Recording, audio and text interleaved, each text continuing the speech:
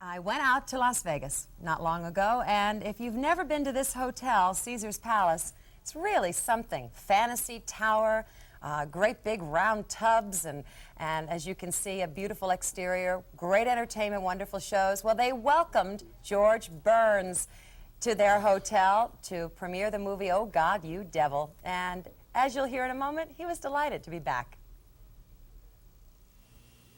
Go back with me. Were you really the Romeo of Rivington Street?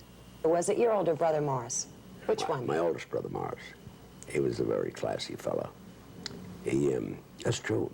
He got into a cab once and told the cab driver to take him to Boston. He drove in a cab from New York to Boston. My brother Morris either had a lot of money or he was broke. He was a gambler, you know. Either thousands or nothing. Were you a Romeo? How about Elsie McGrath? Who? Was it Elsie McGrath? Betty McGrath. Betty McGrath? Yeah, sure, I knew Betty McGrath. Also knew Gertha Dufour. I knew Lily Delight. Jean Lamott.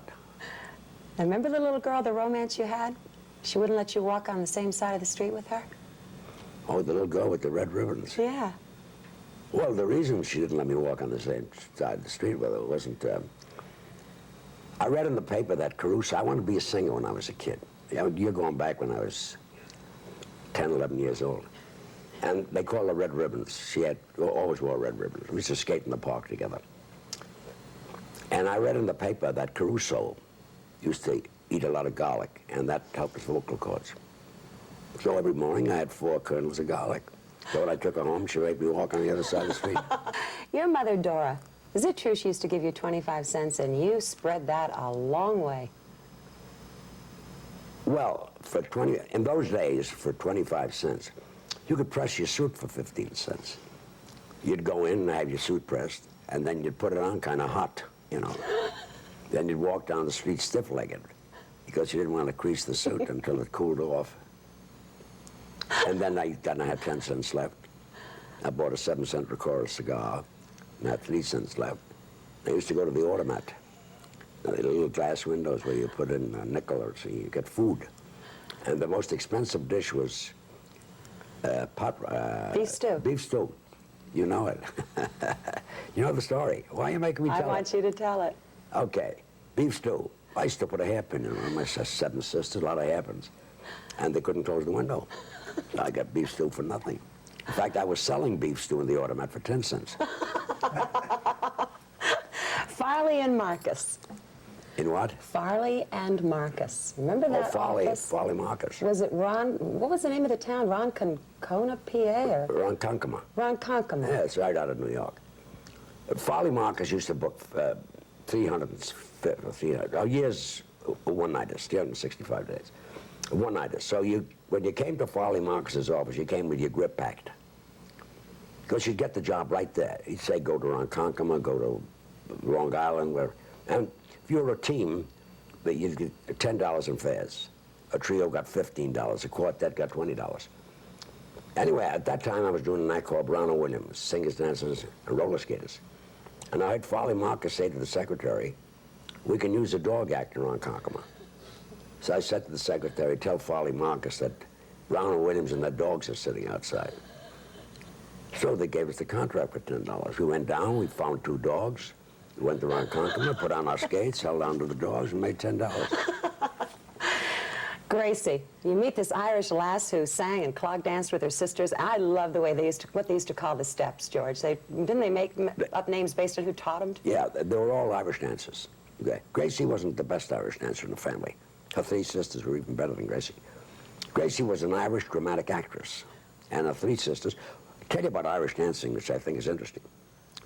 When in a contest of Irish dancing, you know, Irish dancing is from your hips down. Yeah. Your hands are down stiff. straight, personality.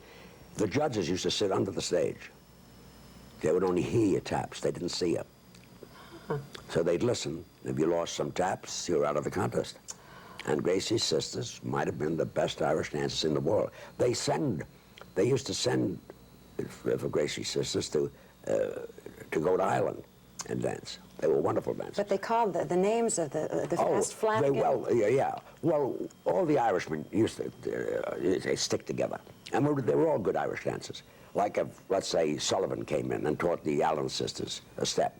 Well, they called it the Sullivan step, the Fitzpatrick, all steps like that. The Ryan with a Kelly twist. Yeah, you know, the Kelly step. And when they go to a contest, they say, we'll do 2 Kellys, 1 Ryan, 1 Fitzpatrick, and, you know. You've been quoted as saying that your real talent was Gracie. True. Gracie was a great talent. I had a talent, too, but it was off the stage, wasn't on.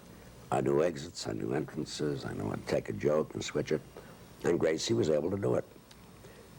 Look, I did nothing with Gracie. Walk out on the stage and I say to Gracie, how's your brother? And she talked for 22 minutes. Then at the finish of the act, she did an Irish jig, and while she was dancing, I used to point to her feet. I got so I was able to point with either hand. But when you fell in love with Gracie, she was in love with Benny Ryan. That's right. And she was going to marry Benny Ryan.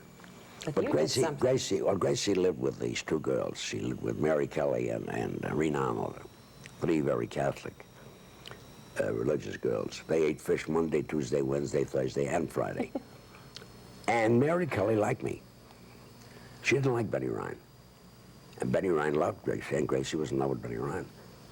And Gracie was going to marry Benny Ryan. And Mary kept talking and talking to Gracie, and finally, Barry thought I'd make a better husband than Yeah, Benny but Ryan. didn't you, when Gracie had an appendectomy, didn't she? And didn't you do something with $160? She was operated in Oakland, and she told me to send Benny Ryan a wire to tell Benny that she was operated. Well, I didn't send a wire.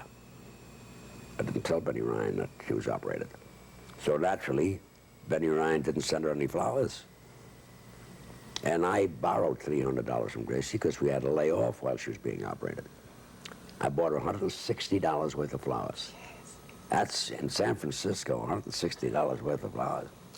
And so Gracie figured it out. She says, anybody that can take my money and buy me flowers must love me.